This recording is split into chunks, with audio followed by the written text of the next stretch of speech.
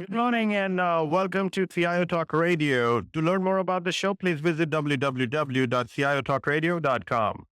Today's topic is delivering actionable BI. Our guests for today's show are Gail Stephens, who's the Vice President of R&D and Business Intelligence Client for SAS. Good morning, Gail. Good morning. How's it going? It's going great. Thank you. Thank you for having me on the show. Thank you so much for accepting the invitation. How's the weather up there, North Carolina? Cold. It's not North Carolina weather. Oh, really? We want our old North Carolina weather back where it doesn't stay below freezing for weeks on end. So you're becoming like Chicago. Welcome aboard. We also have on the show Ian Ayres, who's the William K. Townsend for Professor and Urowsky Professorial Fellow in Law from Yale, and he's the author of Super Crunchers, Why Thinking by Numbers is the New Way to Be Smart. Good morning, Ian. Good morning. So where do you hail from? I'm from New Haven, Connecticut. We have more than a foot of snow here.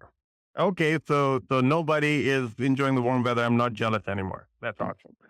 Coming back to the topic. So we're talking about BI and that to actionable BI. Now, to start, doesn't it look like a kind of strange thing that why would anyone ever do any type of analysis where there is no action that can be taken based on the results that you see? So is it something which we started doing BI from the beginning and thought that if I create the reports, then automatically a bulb will be lit and we will start becoming more intelligent? Or we always were supposed to have some actions which are predicted or recommended along with it for it to be any value? What do you think has happened in the evolution of BI, Gail? Well, I believe that analysis is really a process. So there are many steps in analysis, and part of the process is just gaining understanding, and part is taking action. And I think over the years, what's happened is in the beginning, of course, we analyzed the data and we reported on it, but we maybe didn't suggest the action. So it was left up to interpretation. And as we've evolved over the years, now we suggest actions, and many times the action just happens as a part of the process. So that's kind of where we've evolved from. So in a way, yeah, we've always done business intelligence type activities and analysis to come to an action, but maybe we've just made it clearer over the years what that action should be.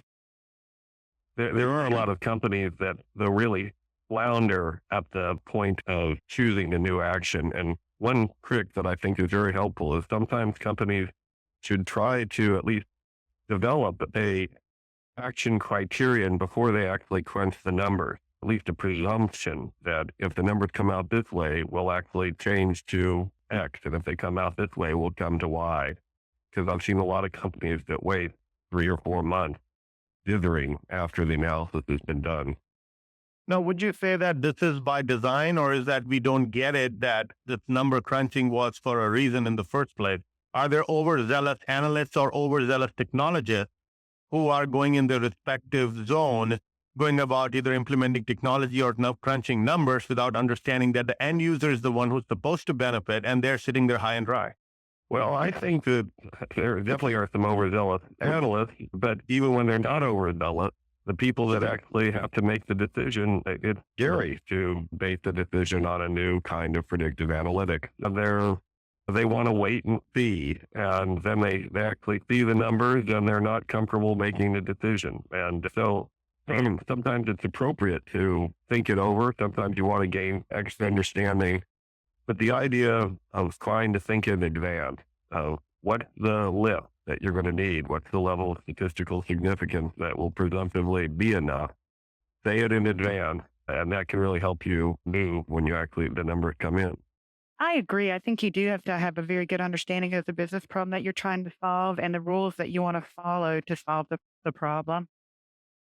So where do you think, Gail, we are missing the boat, or are we not understanding the very value? And that's why so many otherwise very mature companies, or very progressive and very dynamic companies, are making the same mistakes over and over. There's a lot of things that could cause us to not understand. I guess it could be an ease of use problem with the software that we use, or it could even be a lack of training to interpret results. And we've seen too that there can be also just a mistrust of analytics based on maybe a flawed history. There's a lot of reasons why maybe people flounder. So do you need a champion in the organization for it to fly and be successful? I do think that you need to have people who understand what they're trying to achieve, as Ian said. I mean, I think you have to understand what's a good result, what's a bad result. You have to learn over time, I guess, to trust the technology to help you with that. And in a lot of companies, it really helps if that champion is at the very top of the pyramid. If your CEO sends a message down that he or she wants evidence-based decision making, but sends a very strong message to the rest of the company. Now, there's an interesting thing, what you just said, Ian, is that you want champion at the top, but the adoption from the bottom. And if the people from the top may give the blessing, but the guys who are the people who are trying to adopt it are not being heard, or they were not even consulted before slapping a solution in front of them and hoping that they will basically utilize it, then there is not much hope that we should have anyway. That's right. That's right. And so it's going to be important. One thing that I think, though, that's a troubling aspect is that you want to buy in, you want leadership from the top, you want buy-in from the managers that actually have to be making the important decisions. But something that I guess this is not a place where business analytics, I think, always going to be done by frontline employees. That I see actually a tendency in some of the companies that are succeeding in business analytics is that there's actually more scripting and it's not empowering employees to take more initiative in actually crunching numbers, but that they evidence-based decision-making suggests that this is the best way to upsell, and that's the way the companies then go forward. Frontline employees are valuable for coming up with new hypotheses, but the idea that every frontline employee needs to have a dashboard and understand a T statistic is not necessarily the way we're moving. Now, this may be a little different than Gail in your organization, or many others are trying to tell the world that why not have BI become pervasive? Why not it be given in the hands of these people and let these people make decisions based on what the data they see? Of course, they'll be provided some training, but that's where the true power is going to be. Now, that 180-degree opposite to what Ian is suggesting. So how do we bridge the gap between the two? Or if either or is right or wrong? Well, I mean, I think that we actually have to target some ability to do analysis and create reports and such to every level. So we actually take the approach of trying to put together solutions that can solve specific business problems but make them scalable. So you can have people who want to do data exploration or ad hoc analysis, for instance, and those might be your frontline people, or you might have dashboards that are not for necessarily your frontline people. I mean, I guess it can be, we take the approach is that you put a pretty good toolbox in place that can address the needs of everybody. Because the customers, I mean, whoever you're targeting with the technology anyway is a pretty wide range of people. And I don't think, Gail, are that far apart. The fact that you have dashboards ready there for frontline managers is different than saying that the people that are running your call centers are going to be using business analytics. But there are a lot of circumstances where even if it's something that you'd think, I think a lot of damage has been done actually in education about letting every individual teacher say, oh, I think I know how best the class. That actually the more centralized decision-making, that evidence-based that says, actually, this is a better way to teach algebra than this way, and please follow something closer to a script is a stronger way. If Hollywood's not going to be making inspirational movies, but it is the more evidence-based approach to getting things done. And I would agree. I mean, I think you always are going to have experts that know the right questions to ask. I mean, you don't want anybody asking a technical question because they might not even be able to understand the answer. So you definitely want to have the right people asking the questions and the right tools in the right hands. So based on your respective comments, it looks like that we want the frontline folks to definitely use it. However, they should be led versus expecting them to lead. Is that the truth? Is that the right way to put it? Gail? Can you ask that again? I mean, I'm not sure. I mean, what I'm trying to say is that if you have the frontline people asking the question, but that is to some extent, it's told to them what questions to ask, and they're kind of, whether you can call it scripted or they're trained to do it certain way, and they're led into maximizing the use of BI in order to satisfy a customer versus leaving it totally to them to basically use the data that is presented to them on the dashboard while they're talking to a customer real time and take their own decisions and see how they can maximize the sale and or customer satisfaction. Right. I mean, I think you can automate things to a certain degree for folks that maybe you don't want them to be interacting with real-time data and coming up with an answer on the spot. Maybe you do have more processes in place for folks like that. So is that the nirvana, Ian, in your view, that we are striving or we should be striving to achieve? Well, from a standpoint of efficiency, yes, it does raise concerns for a lot of people that are listening here wouldn't want to be in this new world where frontline employees are more scripted. It's not as pleasurable. Matter of fact, if anybody saw the recent movie Up in the Air, which is in part about layoff industry, this movement toward evidence-based scripting played a small role in the development of this one particular industry. And you're seeing that they're, in a sense, the frontline people are the users of analytics, but they're the users in the sense that they're given instructions on how best to do things. So if we were to take these people and then try to have them separate out from the people who are more privileged, who are more understanding, what is that will be lost in terms of the value that decision that you could have otherwise made? Are the folks who are sitting in the analytics department given a regular input even from the front line for them to see, okay, this is what's the best use of these numbers? Is formal training enough? Or they should be the frontline workers for a little bit before we can totally say, okay, these privileged few who have access to these numbers first and are going to be providing the scripts or whatever decision-making capabilities to the frontline are the best one to do it. Gail. Well, I guess I feel like somebody has to understand the business problem, and perhaps that's the frontline guy that understands the business problems that need to be solved. And that same person has to have very clear results that are not up for interpretation.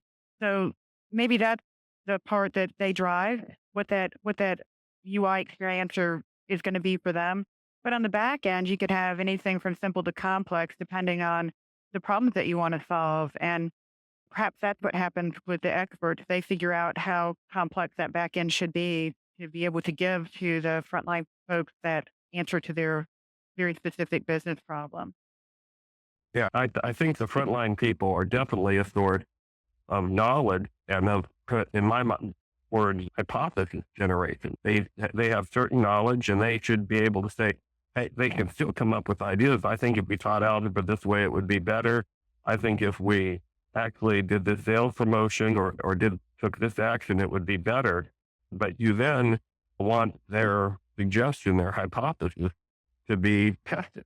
And in a stronger, just not a idiosyncratic way. So there's a powerful control group. And so the best organizations are going to keep themselves open to hypothesis generation from all sources, including frontline. Let's take a quick break, listeners. We'll be right back after these messages. And in a way, try to see if we can define actionable BI as a standard in the sense, what would be the mantra, the final frontier that you want to reach when it comes to actionable BI? And is that a standard for across multiple industries, across multiple nations, etc.? Because based on that only, we can really take this particular paradigm towards BI evolution in one direction versus everybody trying to toot their own horn, and we don't get anywhere. So please stay tuned. We'll be right back.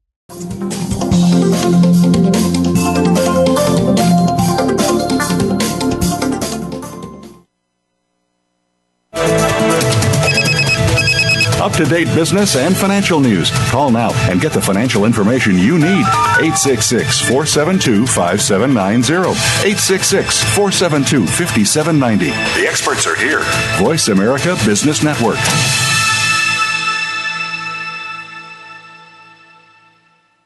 Looking for flexible ways to scale your IT efforts? Then visit www.avol.com today. Avol helps companies find the global IT talent they need to align their IT and business objectives. Whether it's hiring top IT leadership talent or building a reliable technology team, Avol delivers. To find out how Avol can help your company, visit www.avol.com or call 1-800-947-2832. Avol, delivering global IT talent. That's www.avol, A-V-V-A-L, avol.com. Visit today. Dialogue is the single most powerful leadership tool we have to make a difference in the world. Leading Conversations with host Cheryl Esposito creates a place for that dialogue. Tune into the Voice America Business Channel every Friday as Cheryl hosts new conversations among leaders from around the world in business, government, art, economics, and social change. We'll explore big ideas and everyday actions and learn how their own leadership has led them to discover a newfound sense of possibility in the world. Leading Conversations with Cheryl Esposito, bringing big thinkers together in conversations that make a difference right here on the Voice America Business Channel every Friday morning at 10 a.m. Pacific Standard Time. Stop wasting time. Get what you want. Live your dream life. The Dream Big Revolution. Imagine having more freedom, better health, more money, happiness. Could your business be more successful? Unless you're living the life you want, you're wasting precious time. Your life is too valuable to waste. Let Leanne Hilgers help you find health, wealth, and happiness. Listen in and live your dream life. Join the Dream Big Revolution. Tune in every Tuesday at noon Eastern Time, 9 a.m. Pacific Time on the Seventh Wave Network. When it comes to business, you'll find the experts here. Voice America Business Network. You are listening to CIO Talk Radio. To learn more about the show, please visit www.ciotalkradio.com. If you have a question or comment, call toll-free 1-866-472-5790. Now back to the show. Here's Sanjog Aul. Welcome back. So let's define actionable BI. And in your view, if an organization was to go in that direction of trying to build actionable BI, define it, set standards, and then implement it, the first thing would be is that, what is it? And is it something that every organization can take as one common global definition? Or there are parameters which would change the definition stuff? Well, the definition is a prediction that would potentially lead you to change a business decision. As I think how I define it generally. And I think what's really crucial is for companies to come up with process, recognize the not just the generation of the prediction, but how they're going to, what committees have to meet, what do they have to do to actually make the decision. That a lot of times, number crunchers like myself, we focus so much on the methodology of just producing the prediction, but in many businesses, if you're a good business doing predictive BI, it's not just going to be a one and done kind of prediction, but you're going to want to do this over and over on a recurring basis. And if you don't spend how much time it's going to take you to go from prediction to action, you're often just going to wear yourself out in organizational. Gail, what do you think should be the right approach in terms of defining it? Well, I mean, I think the first thing that's key is just making sure that your company is willing to go through the process, because I think willingness is probably the one thing that holds a lot of companies up. That maybe it's the trust thing, I'm not sure, but basically setting up the right process, as Ian suggested, you have to understand all of your requirements and understand the problems that you're trying to solve, and you have to set up the right process. And then I think you have to have the right frame of mind to know and understand what the predictions are going to buy you. I mean, for instance, we do things that just all the time. We've been doing things like this since our company was formed. Really, you can analyze data, for instance, for an internet retailer, and you can suggest items to show to the next customer. I mean, there's all kinds of things that I would consider to be actionable BI that are based in analysis, and all of that is just understanding what you're trying to achieve, setting up the right process. And I don't really necessarily believe it's rocket science. but it does take that will to get there. So would you say, Gail, that if an organization was to implement actionable BI, the level of success that they will achieve is dependent on the folks who are running it, basically their imagination of which particular number, slice, or dicing that you would do is going to give me what possible view into the world or the crystal ball, which will allow me to take these decisions. So is this something where you bring it on in terms of imagination of the type of data that you will see and based on which what decision you would like to make? So the smarter the person who's running it, the better the implementation be? Well, obviously that could be the case, but you do have how good your tools are that you're using can help you. So you don't have to be necessarily a PhD in statistics to get good results.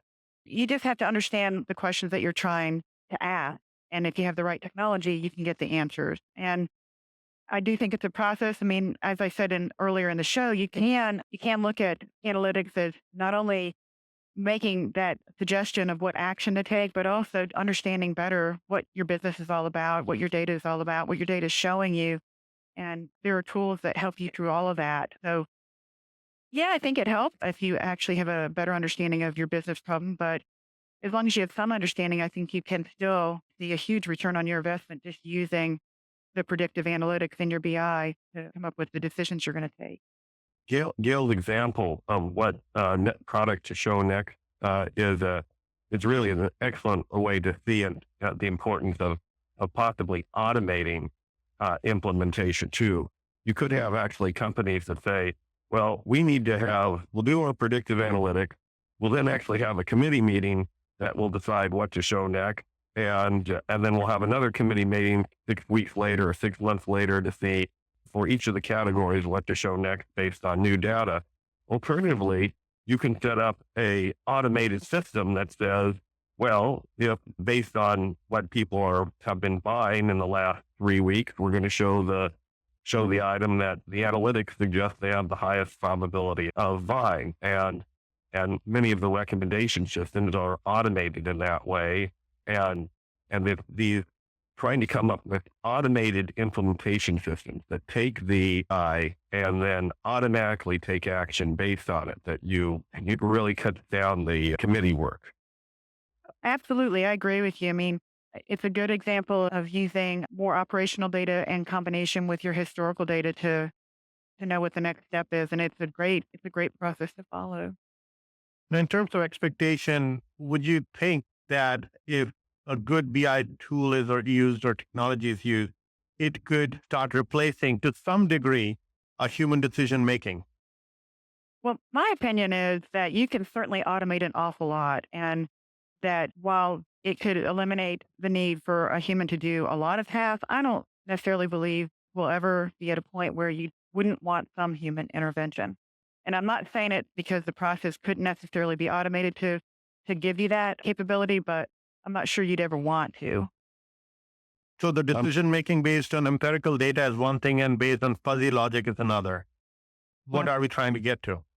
Okay, I guess what I was really meaning is that just whether it be a trust thing or not, I think even if you can have a process that brings your data in and does your analysis and gives you results and suggests actions, that somewhere along the line, you wanted a human in there suggesting the right questions to ask or interpreting the results or just checking the results. I mean, I don't think we'll ever get to the point where computer does everything without any human intervention. Right. That's so beautifully said, that tricolon of questions. Asking the question, checking those are things that you're going to constantly be wanting to make sure that the system that you've set up isn't going dreadfully wrong. And so humans are a great safety measure when it comes to doing this interpretation and checking. So we are basically saying that it is still a computer with a garbage in, garbage out. So if you do not put the things which are relevant to the business or they are not following a human logic of what they want to do, this is more of a presentation and data crunching mechanism, a tool which we are referring to, right? I mean, is that a safe way to call it? I think so. Yeah, and one of the things, just like any reasonable firm is going to have financial auditors, I think it's useful to have a auditors to check out your business analytics, that if you are relying on one particular statistical specification and betting a lot of money on it, you should be a little bit scared on, is that specification robust to alternative assumptions? And so humans, by going in and kicking it around and seeing that, no, we have more confidence in this, because if we try three different, the same prediction comes up, whether we do Bayesian analysis or regression or a number of different approaches, it all points in the same direction. And that's the kind of thing that humans still going to have a crucial role in. I mean, a good example would be, for instance, a car alarm. I use this as an example of alerting is great. You have little checks and balances in your processes or your system that let you know when there's a problem. But if you look at a car alarm, for instance, car alarms go off all the time for no reason. So you're probably, if you hear a car alarm going off in your driveway, you're not, or in the parking lot, you're not likely to think, oh my gosh, I need to call 911, get a policeman here right away. There's a horrible crime going down in the parking lot. Somebody has to go check and see what happened. And most of the time, nothing. It's just, it was just a car alarm that went off. So, I mean, that to me, that's where the human intervention comes in, is to look at what the results coming back are and just decide whether they're good results or not. Let's take a quick break, listeners. We'll be right back after these messages and look at what is different now from what it was in terms of the BI tools or technologies being presented earlier. Because BI is not a new technology. So suddenly we are talking about actionable BI and we are trying to take that to the next level. Is that going to require the mindset change in the organization only?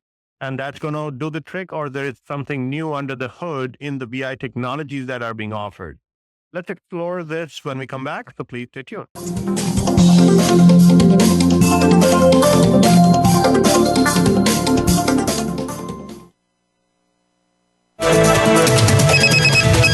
Up-to-date business and financial news. Call now and get the financial information you need. 866-472-5790. 866-472-5790. The experts are here.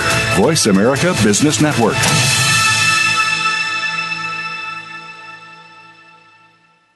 Looking for flexible ways to scale your IT efforts? Then visit www.avol.com today. Avol helps companies find the global IT talent they need to align their IT and business objectives. Whether it's hiring top IT leadership talent or building a reliable technology team, Avol delivers. To find out how Avol can help your company, visit www.avol.com or call 1-800-947-2832. Avol, delivering global IT talent.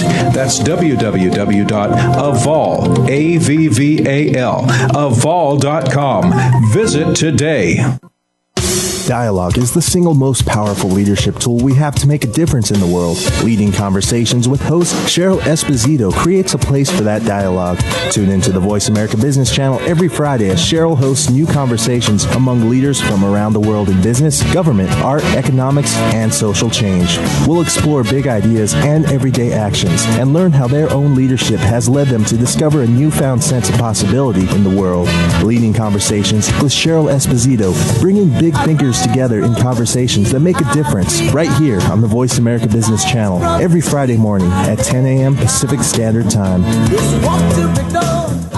Stop wasting time. Get what you want. Live your dream life. The Dream Big Revolution. Imagine having more freedom, better health, more money, happiness. Could your business be more successful? Unless you're living the life you want, you're wasting precious time. Your life is too valuable to waste. Let Leanne Hilgers help you find health, wealth, and happiness. Listen in and live your dream life. Join the Dream Big Revolution. Tune in every Tuesday at noon Eastern Time, 9 a.m. Pacific Time on the Seventh Wave Network. When it comes to business, you'll find the experts here. Voice America Business Network. You are listening to CIO Talk Radio. To learn more about the show, please visit www.ciotalkradio.com. If you have a question or comment, call toll-free 1-866-472-5790. Now back to the show. Here's Sanjog Aul. Welcome back. So we are trying to understand that if this miracle of actionable BI is to be realized, what's new? Is the process going to be different? Are the people that we're going to choose to run these initiatives be different? Or there's something new under the hood? Gail, what do you see there? Well, in general, I think some things are the same as they've always been. I mean, people have a need to solve business problems and they want to use software, obviously, to help them do that. And so I think from that perspective, we're still on the front end trying to target our specific business problems and provide clear results that are not up for interpretation. But new under the hood, probably more likely the back end where we've gone from maybe simple to complex. I mean, an awful lot of BI vendors have historically used simple business rules because it provides a lot of value and it's not so terribly difficult on the back end. But as we're having more and more complex problems, it becomes really tougher to define these rules. And we have found that mathematical models can scale better. And so from our perspective, what's new under the hood is better scalability and performance on the back end and more complex models that'll scale better. Ian, what do you see? Well, with regard to scores, and there's been a proliferation, a youthful proliferation of attrition scores and purchasing scores, credit scores, of course.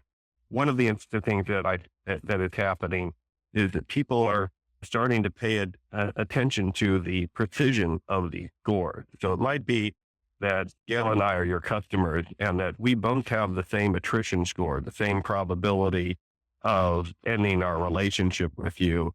But even though we have the same predicted attrition probability, it might be that Gail's prediction is much more precisely estimated than mine. The standard deviation of that prediction is tighter than mine, and that it might be useful for you to treat her differently than me. Matter of fact, it might be precisely estimated that you have no shot of keeping her, but while my probability of staying is imprecisely estimated, you still might want to treat people with the same score differently because of the precision of the estimate. And this is part of a process that is where decision makers should pay a lot of attention, not just to the prediction, but to the precision of the prediction.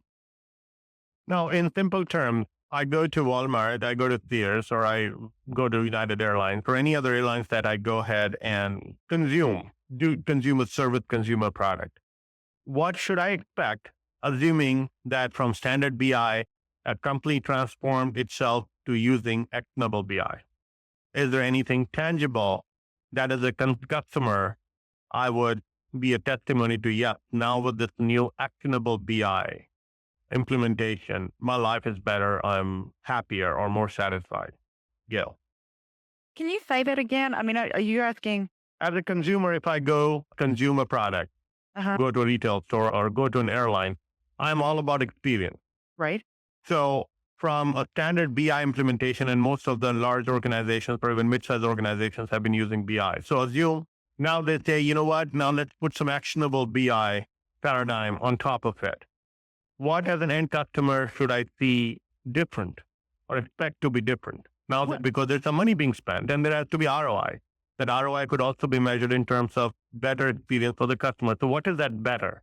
How do we define it? Well, I can give you some examples of how I think it might make a better experience for you as a customer. For instance, if a wine store, for instance, is using traditional BI to analyze their inventory, they might be able to suggest particular promotion or sales that would definitely benefit the customer because they have an excess of inventory. Or if you're a customer that goes out and buys things on the internet, perhaps the history of what you thought before or people like you have thought before would bring to the forefront suggestions that are more appropriate to you as a customer, things like that.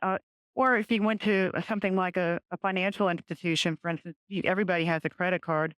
Let's say you travel overseas on occasion, but not very often.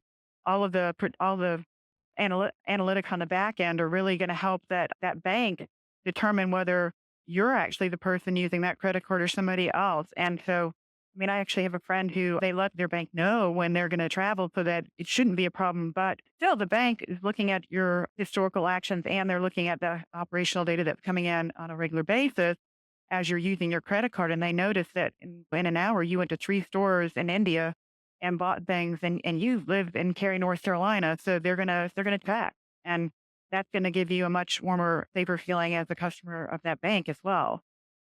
So are you saying that was not available till date, that when we went to an online store and they were not able to provide us the comparative, like other things that we have bought, we could also try this, etc. Because we saw that on online e-commerce sites all along.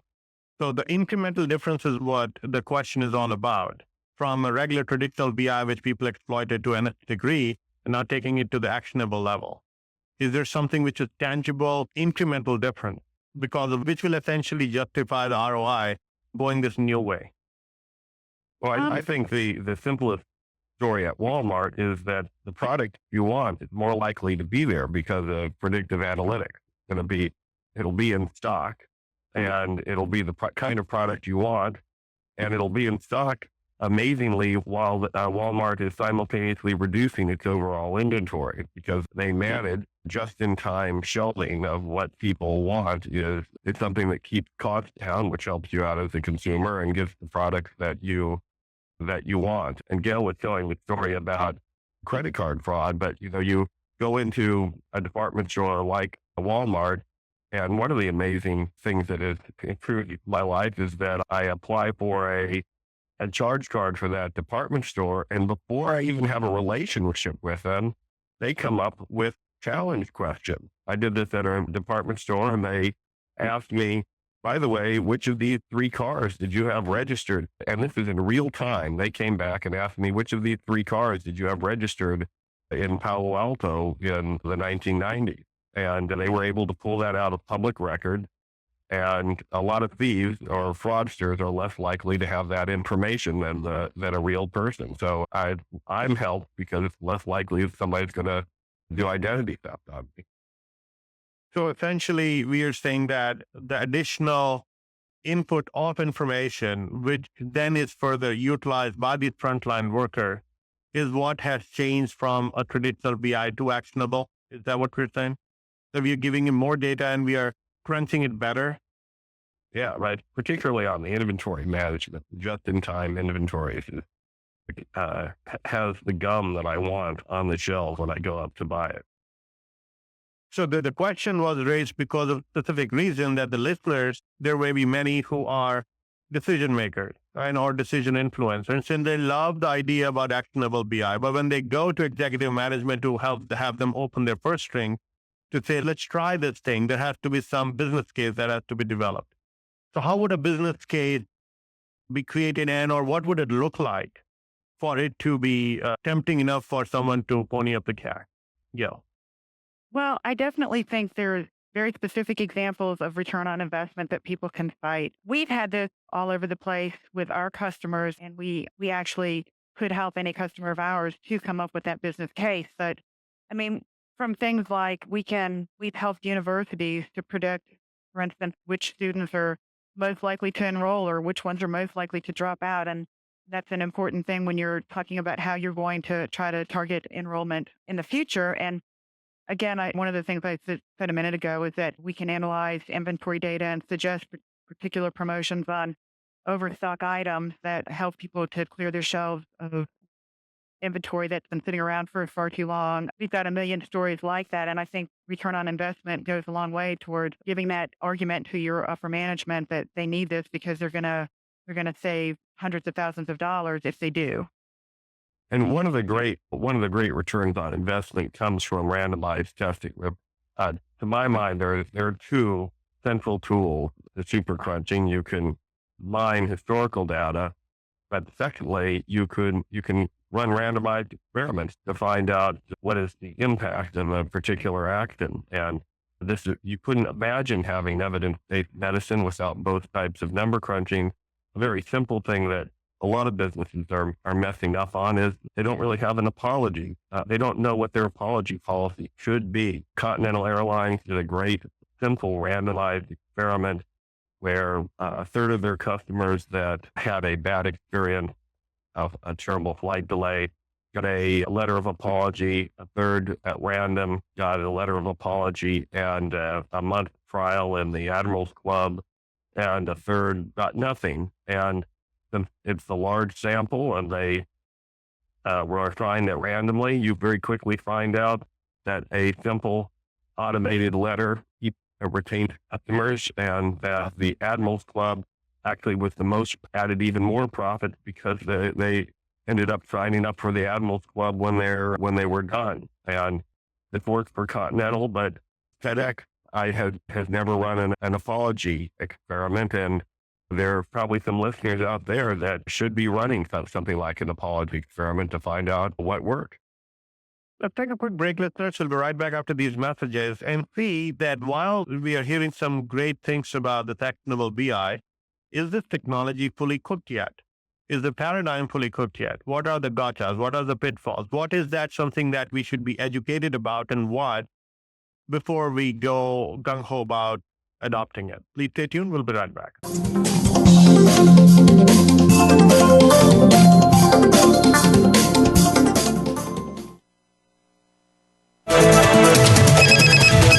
Up-to-date business and financial news. Call now and get the financial information you need. 866-472-5790. 866-472-5790. The experts are here. Voice America Business Network.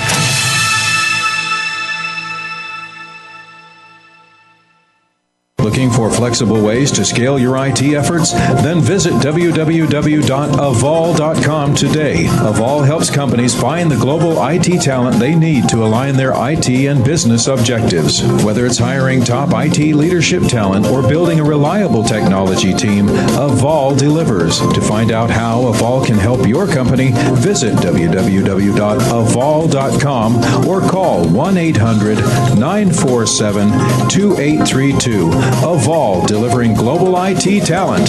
That's www.avol, A-V-V-A-L, avol.com. Visit today. Dialogue is the single most powerful leadership tool we have to make a difference in the world. Leading Conversations with host Cheryl Esposito creates a place for that dialogue. Tune into the Voice America Business Channel every Friday as Cheryl hosts new conversations among leaders from around the world in business, government, art, economics, and social change. We'll explore big ideas and everyday actions and learn how their own leadership has led them to discover a newfound sense of possibility in the world. Leading Conversations with Cheryl Esposito, bringing big thinkers together in conversations that make a difference, right here on the Voice America Business Channel every Friday morning at 10 a.m. Pacific Standard Time. Stop wasting time. Get what you want. Live your dream life. The Dream Big Revolution. Imagine having more freedom, better health, more money, happiness. Could your business be more successful? Unless you're living the life you want, you're wasting precious time. Your life is too valuable to waste. Let Leanne Hilgers help you find health, wealth, and happiness. Listen in and live your dream life. Join the Dream Big Revolution. Tune in every Tuesday at noon Eastern Time, 9 a.m. Pacific Time on the Seventh Wave Network. When it comes to business, you'll find the experts here. Voice America Business Network. You are listening to CIO Talk Radio. To learn more about the show, please visit www.ciotalkradio.com. If you have a question or comment, call toll-free 1-866-472-5790. Now back to the show. Here's Sanjog Aul. Welcome back. So far we have discussed very good things about Actionable BI, some very tangible benefits that it could allow us to reap. How about the gotchas? How about the pitfalls and or things which are being kept under cover, not exactly intentionally, but something that people may not know about? So, Ian, let's start from you. What do you think could be something which is still left to be desired of what is being made available so far? Well, the 800-pound gorilla in the room might be the housing crisis, where so-called sophisticated actors made predictions about housing prices based on a 15-year time trend that they had been going up, and calculated a level of precision based on 15 years of data point to suggest they would keep going up at a surprisingly high rate forever. And that was kind of shown to be silly and dangerous. And particularly so because they started relying on bad analytics with very leveraged bets. So that predictive analytics that can go wrong. When it does it in medicine, people can die. When it happens with our macroeconomic circumstances, we can have horrible recession. No, of course, there's nothing more certain than death and taxes. So as you said, that there would be always exceptions, but as the life goes on in its regular fashion, do you think there are still some pitfalls and or safeguards that we should know about to put in place so that we can get most out of it and not just totally go blindly into adopting it and then later on finding out that this may not have been the best thing for them at that given time? Yeah. Well, I do think that certainly there's cases where the analysis that we do is bad. Over the years, I think we've improved significantly. Where we started out, we report on our analysis and somebody would just have to read it and interpret. But now we've gotten to the point where not only can we interpret our analysis, but we can also suggest the next action to take or the action to take. And I also believe that we're starting to come up with more and more exploratory tools to try to help us with those parts that do require human intervention. So we have exploratory and we also have guided analysis, things that would suggest to people what they need to do next so that maybe even though nothing's perfect, we do get the best of both worlds, the processes that run without human intervention and the tools that allow people to interact with the data in the process. Now, so this is CIO Talk Radio, so we got to help the CIOs and other IT leaders to be able to see what the roadmap would look like. Because, of course, they may or may not be champions of BI to begin with. However, they will be playing an important part in making sure that this is truly a reality. So if an organization had to really roll out this actionable BI, what does the roadmap look like? What's the diagnostics? What's the readiness check that they have to perform? And then how do they go about in a stepwise fashion? What has worked for companies who have successfully done it? And what examples can we offer them so that we are not repeating mistakes? Yeah. Well, we certainly have a lot of examples of companies who have done, implemented systems that gave them very successful results. Are you asking me how do we move? Yeah. So, if I were to go ahead and say XYZ company wants to go the actionable BI route and, make it pervasive and other things that we want to do with BI, taking to its next level of evolution. So is it like, because there will be integration challenges, there will be education related challenges, training related challenges, and even overall adoption challenges. So is there a roadmap that they could follow, or they're left to themselves? Are there any best practices or any recommendations come from you as an organization which deals with this technology? Certainly. We definitely got the checklist, if you will, of what we would and best practices that we would have available to customers. And from my perspective, and I said this earlier, the first step is just the willingness to accept the new process if they're new to the game, and then setting up the right process, which can be done with the help of technology companies like SAS that have the technology available to walk them through the process. And even when you're talking about migrating from one technology or one process or way of doing things to another, or just upping the ante, like you said, changing and moving to the next level. Basically, our approach has been to offer a proof of concept and understand the requirements and then make suggestions and help customers along toward their end result. So yeah, there are best practices and we of course have our way of working with customers to make sure that they get what they're looking for. Ian, and from your standpoint, while you may or may not be as close to the IT community with respect to how they end up implementing, but would you have any recommendation as they go about doing it? We have just 1 minute to finish. Sure. They should, as a first step, get control of their data, break up the silos, and have some procedures to assure data quality going in. Of course, it seems very simple, but even in this day and age, making sure that you have ready access to the data that's going to be crunched is often the crucial first. On behalf of the show and our listeners, really thank you, Gail and Ian, for your insight, because it looks like that actionable BI is the next frontier to which the traditional BI could evolve into. However, there are some challenges. There are some hopes that this will deliver. Now it is up to the time and of course the skills of people and the way the technology and the businesses evolve is what's going to make a difference. Thank you so much.